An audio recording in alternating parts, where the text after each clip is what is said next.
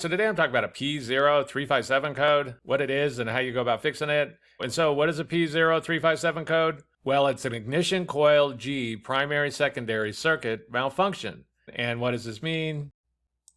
Well, basically, each cylinder inside the engine needs the correct air-fuel ratio mixture going into it. And then at the right time, there's a spark that ignites the mixture. And this creates a small explosion that pushes the cylinder down, which turns the crank and keeps the whole engine running. But when you get a P0357 code, one of these cylinders is having an issue. For some reason, this is not happening. The spark is not igniting the air-fuel ratio mixture. And so it's going to have to be troubleshooted. Know why?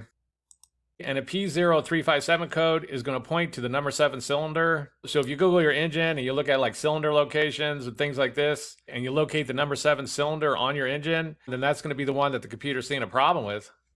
And so what could be some possible causes of a P0357 code? Well, the first thing that could cause this is that ignition coil G is just failed. It's just gone bad. It just needs to be replaced. There's some different ways to go about testing those coils. Sometimes they're easy to get to, and then other times they're not. But if they are easy to get to, quite often what you could do is you could swap out coils to see if the problem follows. So for example, if you swapped out cylinder number 7 coil with like cylinder number 6 and the problem followed, then you would know that coil is bad and needs to be replaced. Sometimes they can be hard to get to. And if they are hard to get to, there's some other ways to test them. You can use like a multimeter to test them and different things like this. But the first thing that could cause this is a bad ignition coil G. And the next thing that could cause this is that there's some kind of wiring issue going to that ignition coil. And basically, if there's any kind of problems inside the wires that's going to the ignition coil, there's like an open, a short, there's a bad connection inside of there, something along these lines, then it's going to cause the same symptoms as a bad ignition coil. So if you can go examine it and see if you see any obvious damage or things like this.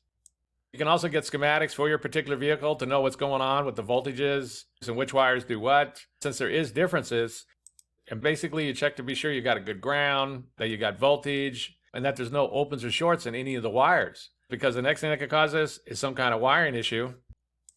The last thing on the list is going to be that there's some kind of issue going on with the spark plug. And this isn't too common. Usually when you get a P0357 code, there's going to be something wrong with that ignition coil, or there's some kind of issue going on with the wiring going to the coil. But that coil does work with that spark plug to ignite that air-fuel ratio mixture that's going into the cylinders. But so it is possible that there is some kind of issue going on with the spark plug. Although, like I said, this usually isn't the case. But if you do go through and you check everything else out and you just can't seem to solve this issue, then it's a good idea to remove that spark plug and be sure it's not damaged or anything like this, because the last thing on the list is going to be a bad spark plug.